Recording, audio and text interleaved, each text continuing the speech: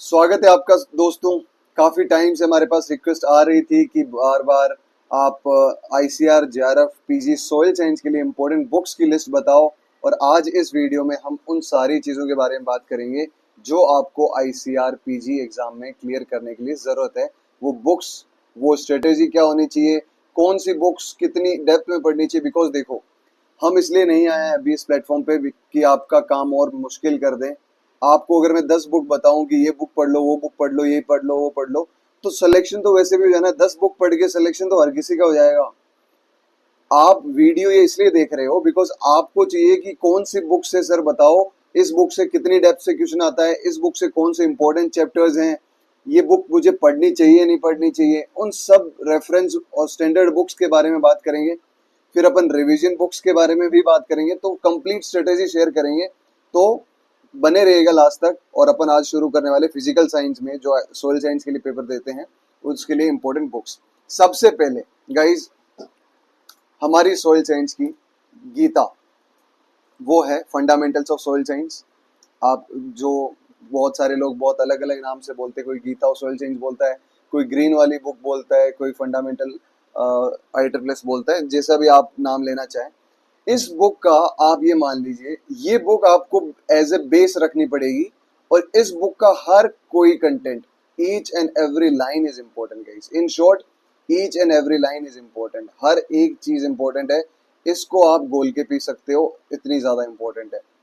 Right from pedology, pedology के बाद physics, chemistry, fertility, microbiology, analysis, उसके बाद पोल्यूशन, ये सब के सब इसमें बहुत ज़्यादा इंपॉर्टेंट है और बहुत अच्छे डिटेल से दिया हुआ है।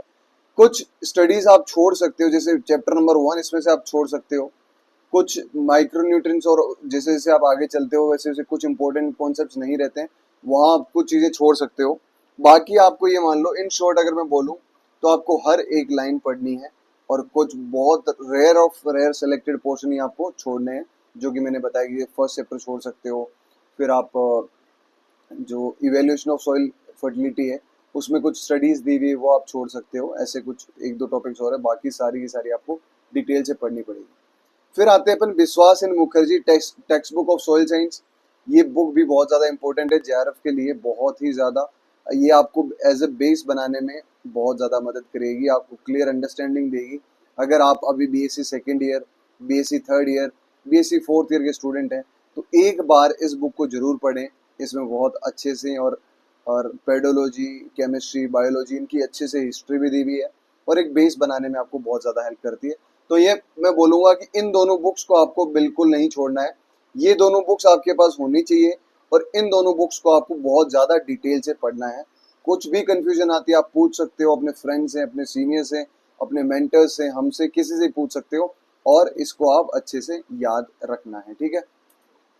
इसके बाद डीके दास बहुत ज़्यादा इंपॉर्टेंट बुक है, और डीके दास से कुछ सेलेक्टेड पोर्शंस आपको पढ़ने हैं, सारे के सारे पोर्शंस नहीं पढ़ने। जैसे मैं आपको बता दूं, रेडियो आइसोटॉप्स, इस बुक में जितना अच्छे से दिया हुआ है, उतना कहीं नहीं दिया हुआ है। सेकंड, वाटर लॉग सॉइल की केमिस्ट्री बहुत अच्छे से दी हुई है, और वो आपको यहाँ से पढ़नी है। रिमोट सेंसिंग और सॉइल सर्वे अच्छे से दिया हुआ है, ये यहाँ से कवर करना है।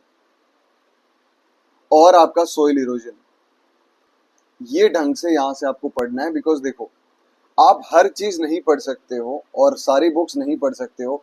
कुछ सेलेक्टेड पोर्शंस आपको पढ़ने हैं, और इंट्रोडक्टरी मतलब डीके दास में से आपको ये, आपने अगर सेलेक्टेड पोर्शन पढ़ लिए, तो आपको टेंशन लेने की जरूरत नहीं कि सर मैंने पूरी बुक पढ़ी है या नहीं पढ़ी है।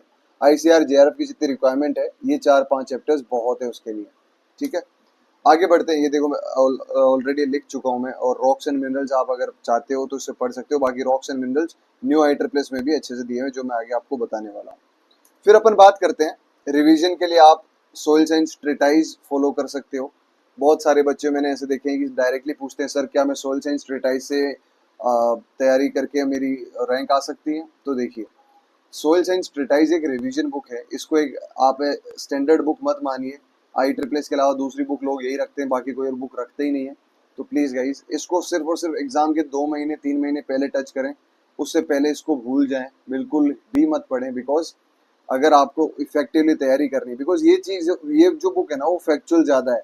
आप फिर फैक्चुअल चीजों में कूद जाओगे अगर ये कुछ मिस कर दिया ना आपने, ये दोनों चीजें। इसीलिए मैं कह रहा हूँ कि आपको, सॉरी गाइस, ओके, तो सोइल साइंस ट्रीटाइज आपको सिर्फ और सिर्फ रिवीजन के लिए यूज लेनी है, और इसमें से आपको ये मान लेना है कि अगर आपने अच्छे से पढ़ी है ना वो बुक, तो बहुत अच्छे से आप पिन पॉइंट चीजों को आप याद रख सकते हो। कुछ भी टिपिकल नहीं लगेगा अगर आपने IEEE पढ़ के यहाँ आए हो। तो अगर पहली बार ये पढ़ रहे हो तो आपको ये भी टिपिकल लगेगी। फिर अपन बात करते हैं nature and properties of soil, soil fertility and fertilizers, text book of pedology by J Sehgal, और text book of soil physics by AK Saha and Saha. ठीक है, देखो गाइस, कहने को आप ये सारी बुक पढ़ सकते हो अगर आपको नॉलेज लेनी है, लेकिन आप अगर BSc 4th ईयर में डायरेक्टली हो अभी और आपके पास ज़्यादा टाइम नहीं है, तो आप इन तीनों बुक्स को कम्प्लीटली छोड़ सकते हो। आप सिर्फ और सिर्फ फंडामेंटल्स पे ध्यान दो, फंडामेंटल्स को अच्छे से पढ़ो, विश्वास एंड मुखर्जी को अच्छे से पढ़ो, और इसका ये सेलेक्टेड पोर्शन पढ़ लो, बाकी मॉक टेस्ट लगाओ। प्रैक्टिस टेस्ट जितने ज़्यादा करोगे उतना ज़्यादा फायदा है, जितना ज़्यादा करोगे उतना ज़्यादा फायदा है। आप अगर गलतियां कर रहे हो, गलतियां करते रहो, गलतियां करके ही सीखोगे। आप शुरुआत से ऐसा मत सोचो कि मुझे आ नहीं रहा ये चीज़, मुझे समझ नहीं आ रही। आप गलतियां करते रहो, मॉक प्रैक्टिस आप करते रहो, और उसके लिए क्वालिटी क्वेश्चंस की मॉक प्रैक्टिस करो। ऐसे नहीं कि आप कोई भी बुक पकड़ ली आपने, ऑब्जेक्टिव की बुक, ये क्योंकि रेगुलर एस्पिरेंट्स ये गलती करते हैं, कोई भी ऑब्जेक्टिव बुक पकड़ ली और वो उसको मॉक के जैसे प्रैक्टिस करते रहते हैं। ये गलती मत करो। आप सबसे पहले प्रीवियस ईयर क्वेश्चंस लो। देखो, सबसे अच्छा तरीका पढ़ने का यही होता है, प्रीवियस ईयर क्वेश्चंस लो, उनको एनालाइज करो। सबसे पहले पढ़ने बैठने से पहले आप उनको एनालाइज करो कि कहाँ कहाँ से आए हैं।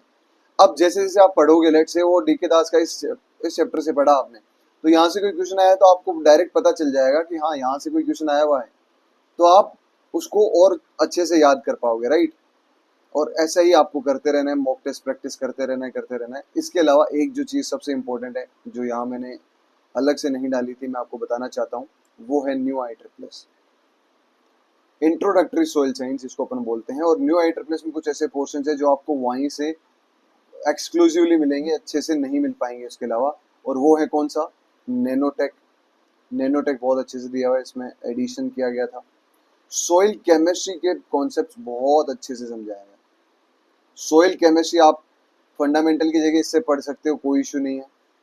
और रिमोट सेंसिंग का थोड़ा डिटेल्ड वर्जन दिया हुआ है, मतलब कौन सी रेजोल्यूशन टाइप ऑफ सैटेलाइट्स हैं, वेक्टर और रास्टर के बीच में क्या फर्क होता है, बहुत अच्छे से डिफ्रेंशिएट करके समझाया हुआ है। ठीक है, तो ये आपको न्यू IEEE में से ये 3-4 पोर्शन और अच्छे से पढ़ने। रिवीजन के लिए आप ओल्ड IEEE के बाद न्यू IEEE पढ़ सकते हो अगर आप सेकंड और थर्ड ईयर के स्टूडेंट्स हो। लेकिन अगर आप 4th ईयर में हो तो ज़्यादा बुक्स पढ़ने की ज़रूरत मत करना।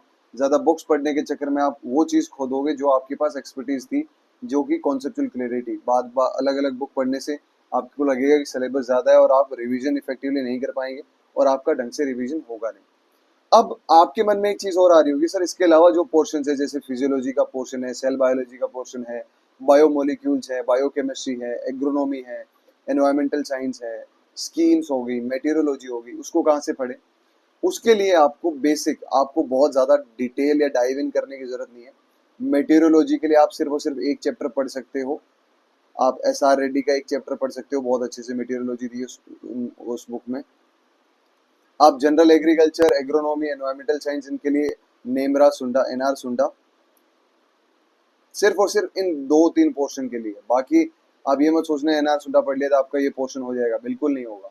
आप, मैं बोल रहा हूँ जनरल एग्रीकल्चर और आपका जो आपका एनवायरमेंटल साइंस है, उसके लिए आप अरुण कात्यान को फॉलो कर सकते हो। ठीक है, उसके बाद में अपन बात करते हैं बायोलॉजी और बायोकेमिस्ट्री। इसके लिए आपको डिटेल्ड में ये पता होना चाहिए कि यूट्यूब पे आपको बहुत अच्छे से कंटेंट मिल जाएगा। To be really honest, NEET वाले जो एक्सपीरियंस होते हैं, एम्स वाले, तो उनको आसानी से आप फिजिक्स वाला की क्लास दे सकते हो, कोई भी प्लेटफॉर्म की क्लास देख सकते हो जो इसमें एक्सपर्टीज है, इजी गोइंग के लिए। अगर आपके पास कोई प्रोफेशनलिज्म नहीं है कि कोई आपको पढ़ा रहा है, बिकॉज ये चीज़ें बहुत ज़्यादा मैटर करती है। ये जो बाकी अलाइड सब्जेक्ट्स है ना, अगर आपने ढंग से नहीं पढ़ी तो आप कितना भी पढ़ लो, आपकी रैंक अच्छी नहीं आएगी। रैंक अच्छी नहीं आएगी अनटिल अनलेस आप सारे एक्सपेक्ट्स कवर नहीं करते हो। और अगर आपने सारे एस्पेक्ट्स कवर करे हैं तो आपकी रैंक अच्छी आएगी। और ये एस्पेक्ट्स होते हैं मेटीरियोलॉजी, बायोलॉजी, बायोकेमिस्ट्री, सेल बायोलॉजी, और ये सब आपको ढंग से पढ़ने की जरूरत होती है। अगर आपके पास कोई मेंटर है तो वेल एंड गुड, अगर नहीं है तो आप यूट्यूब का सहारा ले सकते हो। और इन केस आपको भाई कोई भी लेट्स से आपको जेआरएफ की तैयारी करनी है, आपको नहीं पता चल रहा कि मैं कैसे तैयारी करूं, तो आप हमें डायरेक्टली मैसेज कर सकते हैं। We will help you throughout the journey.